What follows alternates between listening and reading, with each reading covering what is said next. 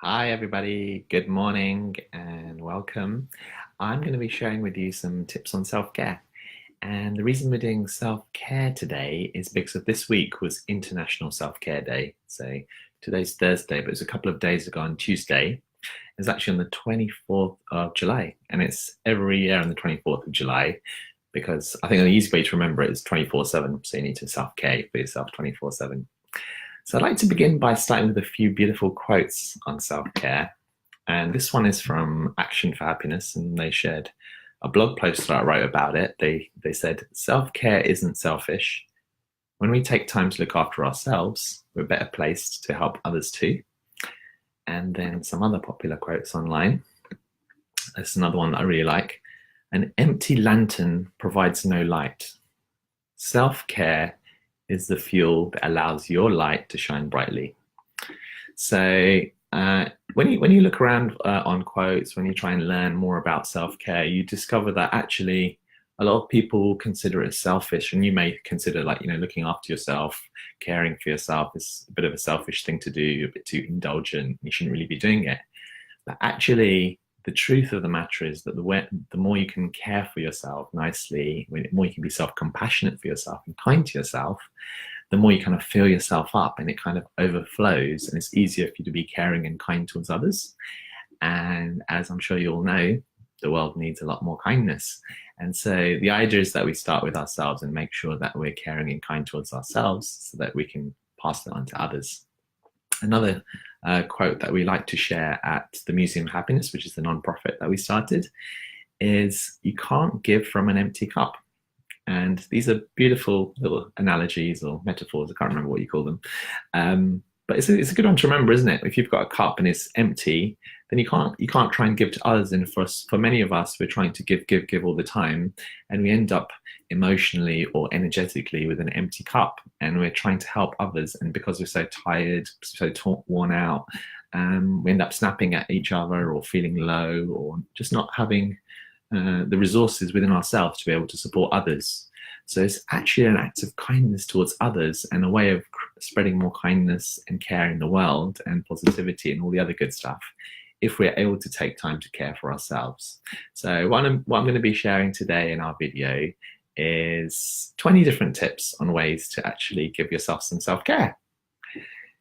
Cool. So let's start with so in this link, together with this live video, there's a link, and on the link you can see a mind map which I drew on my notebook of these different ways of caring for ourselves. I'm going to go through each of them in a little bit of detail, so it may take a bit of time.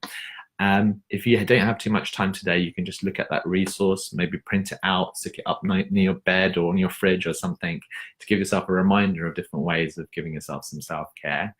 Or you can, and when you have a bit more time, you can watch this in detail and learn a little bit of the science behind each of these self-care tips. So the first one I've got at the top I can see is try something new. And the government has come up with 5 different ways to well-being. And one of their 5 key ways they came up with, which is after looking at loads of different research papers, is to have this attitude of trying something new. And the idea is lifelong learning. So you don't just learn when you go to school and then stop, like many of us think we're supposed to do. But learning something new, trying something new, is something that continues throughout your lifetime. I do this program online called Teach Mindfulness. Teach Mindfulness. Teach Mindfulness. And in that program, I train mindfulness teachers.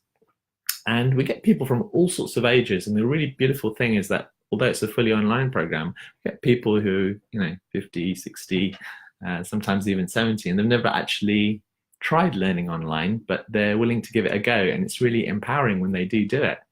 We've got the lovely Teresa who helps us and helps them through it, and I think she's online at the moment. And so with the right support, you can do all sorts of things.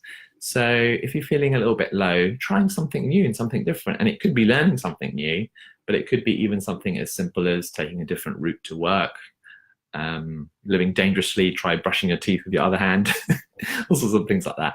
So have a go at doing something different today, and that can somehow, because it's kind of activating your brain in a different way, can give you a nice little lift. These tips are kind of mixed up and a little bit random, but we'll see what resonates with you. Second one, simple one, which comes up quite often, is take a bath. I did that the other day. One of my friends gave me a gift of this kind of from Lush. It's a store I think we have in the UK anyway, of this kind of turtle, and then you put it in the bath, and the turtle fizzes away. It turns all the water green, and it's really relaxing actually.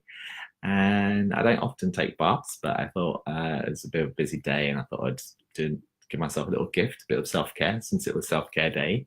And that was really nice. I really enjoyed that. So yeah, if you enjoy baths, do that. And you can take it to the next level, turn the lights down, light some candles, switch off your phone, make sure you've got no other distractions, and give yourself 20 minutes, half an hour, half a day, whatever works for you. Yeah, so that's a good one. Third tip I've got today is laugh. If I had a great joke, I'll share it with you right now. Laughter is really great. When I did one of these tests where you do your different kind of signature strengths for what you're good at and what you're not good at, laughter and playfulness came up quite high for me. I love laughing, and probably most of you love laughing. And because I enjoy it so much, I did a training called laughter yoga. That was really funny. I laughed so much on the first day I couldn't sleep until 3 in the morning. That was really fun. So laughter is a great way to relax, and a nice way to laugh is actually getting together with your friends, having a chat. I like to observe people walking down the street, and if people are on their own, they're usually looking a little bit miserable and looking down on their phone, or just not looking that cheerful. But if you see people walking down the street in 2s or 3s with their friends, most of the time they're smiling or laughing. It's just a natural thing to do when we're with friends that we like. So try a bit of laughter.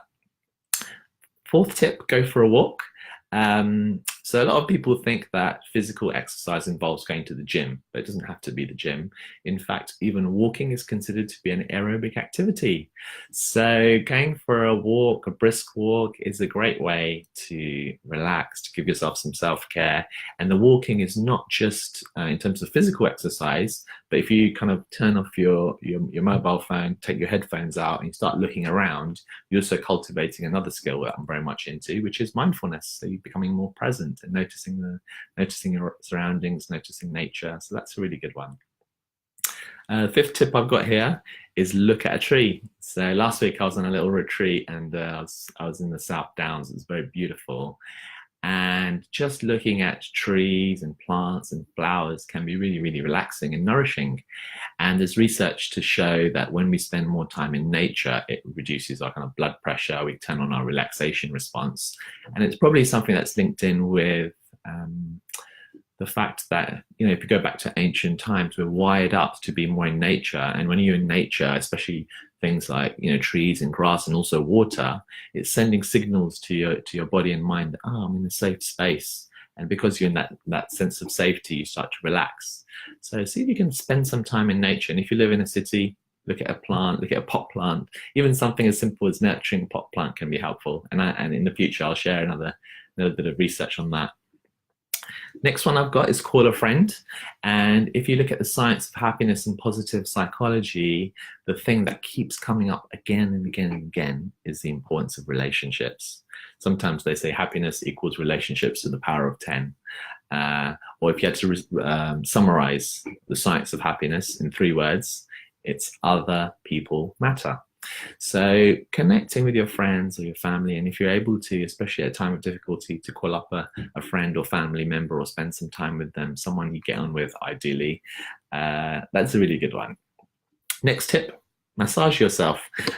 Something as simple as a hand massage can actually be really relaxing. Massages can be a bit expensive for most people, but you can always give yourself a little massage, and that's a nice way of doing it. There might also be some places, I'm not sure, but some of you may be aware of a website, meetup.com. I'm sure there might be some places where people give each other simple massages. I know they do things like healing and Reiki and things like that. But yeah, giving yourself a massage, something as simple as a hand massage, and you can just Google it and type, how to give yourself a hand massage, and just doing that for a minute or a few minutes can be really, really relaxing. And you can even do your shoulders and other parts of your body, which we won't go into. Eat something nice. So a lot of the times we are worrying about, are we eating the right food? Are you eating too many chocolates and sweets and all that stuff, and trying to be healthy? But especially at a time of difficulty or a time of challenge, we eat something and then we start feeling guilty that we shouldn't have eaten that chocolate biscuit or those 3 packets of chocolate biscuits or whatever it is. But as a nutritionist once told me, there's actually no such thing as bad food. It's all to do with the overall balance. So once in a while, having some foods that people would classify as bad isn't a bad thing, actually. In fact, the problem is if we judge food as this is bad, this is good, this is bad, this is good, because then it becomes a lot harder to find to be able to kind of have the discipline to eat these good foods all the time. And when you eat a so-called bad food, you start to judge yourself and kind of go too far then.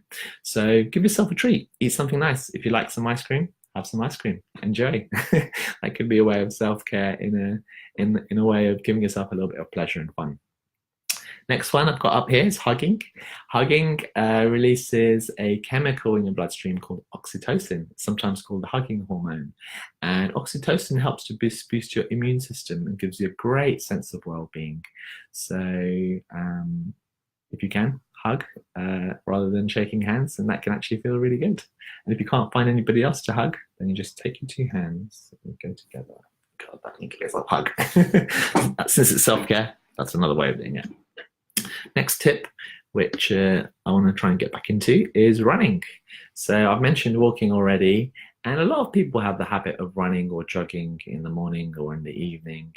And again, you can combine this with mindfulness, the same with walking. And if you do that on a regular basis, it's so good for your physical, mental, and emotional health. Another thing I haven't mentioned is that physical activity can actually be really good for your mental well-being too. So any kind of exercise like that, if it resonates with you, is a good one. Next self-care tip is smile in the mirror. So I'm on this Facebook Live at the moment. I can practice smiling on Facebook Live. This actually comes from one of my favorite teachers called Ajahn Brahm. And back when he was at university, you know, he would wake up in the morning and his meditation teacher said, when you wake up in the morning, look in the mirror and smile. And he found it really difficult because, you know, you often been drinking the night before, felt really tired and low, didn't feel positive at all, really didn't want to smile in the mirror. And so his teacher said, if you can't smile in the mirror, then you want to do some push-ups. You take your two fingers, put them in the corner of your mouth, and you just go, boom. This is really weird, laughing at myself on the camera. But yeah, so just do a few push-ups, 1, 2, 3, 4, 5, see if you can do 10. Have you ever done push-ups with your fingers before? Probably not. So that's a really good tip. And he did that for about a year. Every day for a year, he smiled in the mirror. And the more he smiled in the mirror, the more the mirror smiled back at him. And so he smiled back and forth. And then they ended up laughing. And that ended up happening every day. And eventually it became a permanent smile. And it hasn't really wiped off his face since. So yeah, if you find it difficult to smile or laugh or find a sense of well-being, then that investment of 30 seconds could completely change your life. If you can remember every time that, say, you brush your teeth afterwards, give yourself a little smile in the mirror, see what happens. Next tip is to dress up a little bit. So some people, and I think a lot of people, if they kind of don't get ready or don't get changed properly in the morning when they wake up, they don't feel that good. And so that's a nice, simple one. One of my relatives is not well, so I've been going into hospital, and I've noticed one of the main posters that they have in all the corridors is encouraging people to actually get dressed and get out of bed. And there was this list of all the things that happen if you're not able to do that. So to make the effort to get out of bed, get dressed, and just even walk around a little bit can really make you feel better. And if that's one of the main posters that are in hospitals, there must be a lot of evidence and research behind it. In fact, I know there is because they referred to it too. So if you find yourself in pajamas all day, once in a while is fine. To be honest, I've still got my pajamas on underneath this. But yeah, if you feel like, if you find yourself doing that a lot and maybe you work from home or you're not working at the moment, pretend you are, get dressed up, wear a suit if you want, wander around, go to Tesco's. But just that dressing up makes you feel better too. Next tip is my favorite one, which is meditate. I love it, and quite a lot of people do love it too, but some people find it really difficult and challenging as well. They just think, I can't do meditation, or my mind won't shut up, or all sorts of other reasons like that. And I'd encourage you to try our Kindfulness courses. If you go to kindfulnessonline.com, that's a free 7-day starter course. So try that. And I try and make it as easy as possible. If your mind wanders, that's absolutely fine. The idea is to relax. So the way I teach it is to sit in a nice, comfortable chair, get in your most relaxed clothes and close your eyes, and maybe just start by just taking a few deep breaths and gently smiling, and then gradually building up from there, allowing it to be a pleasurable and relaxing experience rather than another thing on your to-do list. We've got so many things to do all the time, and that's great, but there's actually another part of us, being. We're called human beings. And so we can cultivate this part of ourselves, our being mode, rather than just doing. And if we cultivate that part of ourselves, it can feel much more relaxing, more nourishing. And then you're kind of filling up that empty cup that I mentioned. So it's particularly good when you're feeling worn out, but doing it even more often than that, doing it every day if you can, or once every few days, is great. Next tip, watch a comedy. I love doing that. I'm addicted at the moment to a really old program called Seinfeld on YouTube. So I find myself watching that quite a lot, to be honest. But find what works for you. Somebody else mentioned in the comments here on the blog watching Lauren Hardy. Another person I spoke to yesterday at the museum loves watching cartoons. So you find what works for you, and just watching a little comedy could lift your mood a little bit, and who knows what that can lead to. Next tip, which has got a huge amount of very positive evidence, is writing down your gratitudes. So you don't have to write them down. Like some people say, write down 3 gratitudes. It doesn't have to be written, although that helps for you to reflect. And it doesn't have to be every day. It could be a longer reflection you do once a week. But our brains have a thing called the negativity bias. So if you think about yesterday, if one thing went wrong, let's say you had a little car accident, like just a small one, you bumped your bumper into someone else, and if someone that asked you, how was yesterday, you wouldn't start talking about the fact that it was a lovely weather, or that you had running water, or you had your 3 meals a day, or that somebody smiled at you. You're most likely to focus on the fact that you had this little accident in your car. So we have this negativity bias. We focus on what went wrong, and it's from a survival perspective.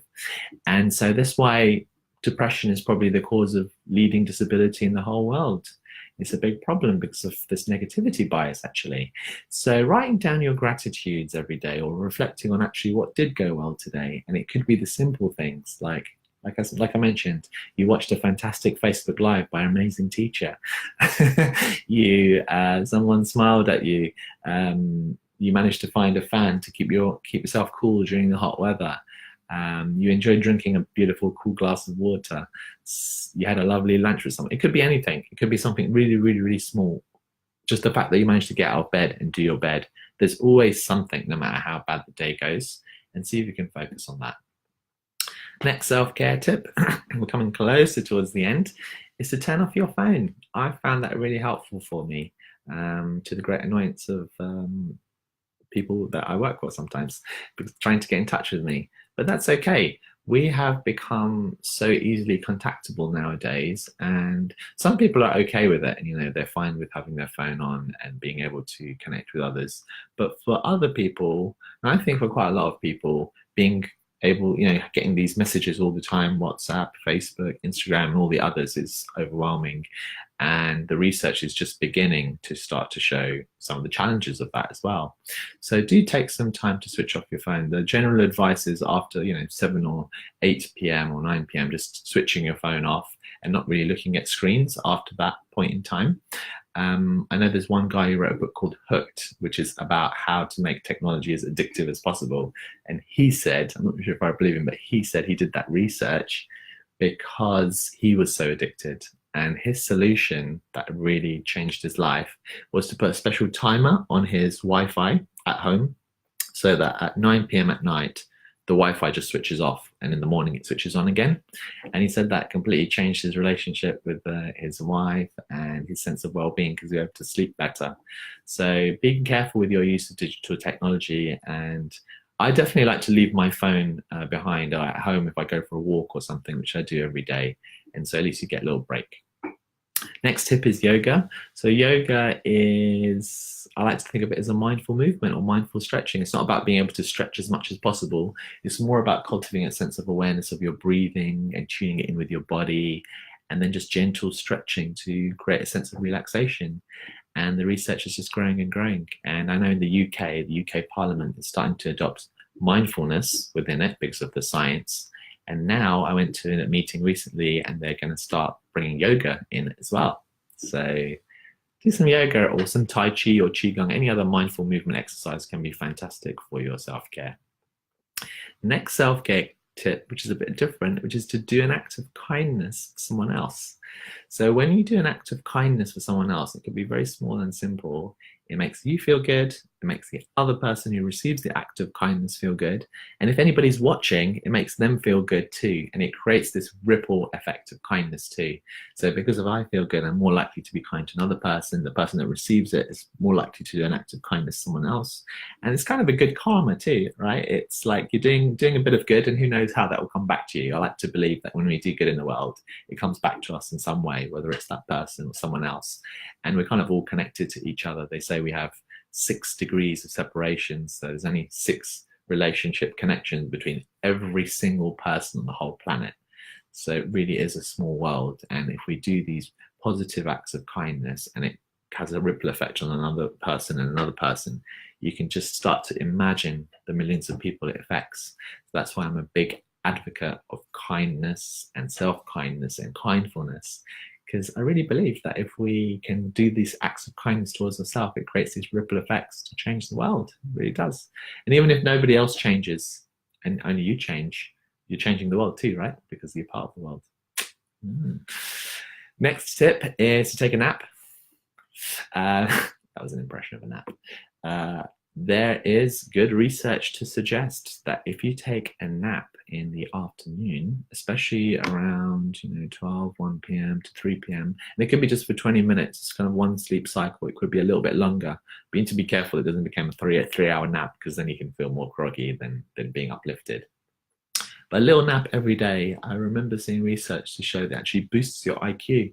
So this is the idea of working smarter rather than harder. If you've got a certain amount of work that you have to get done, then actually taking a nap in the afternoon for 20 minutes or so and going back to it, you'll get it done faster and of a higher quality than if you just keep plugging away. And there's a book called The 7 Habits of Success, which I still haven't read, but I've read lots of summaries and lots of people talking about it, including yesterday at a program I was at called Zen of Business. One of those habits is sharpening your saw. So the idea is that if you've got the saw of life, you need to cut through a certain amount of wood. If you sharpen that saw, you're going to be able to get more done, and it's going to feel better too. And napping is one way, and you recharge and replenish yourself so that you can get more done or feel better, whatever it is that you're looking for.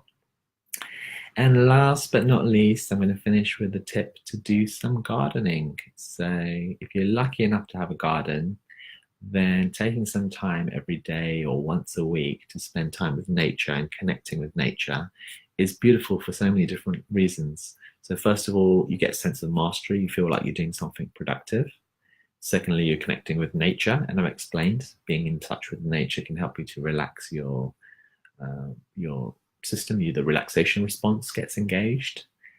Thirdly, there's a lot of mindfulness there because there's the visual colors, there's the smells, there's the taste if you start eating your tomatoes or tomatoes for our US viewers.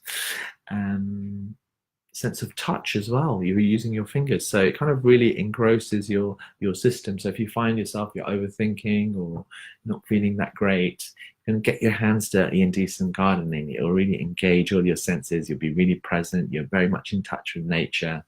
And I believe this is something that we've been doing for millions of years, if not hundreds of thousands of years, as human beings, is connecting with nature.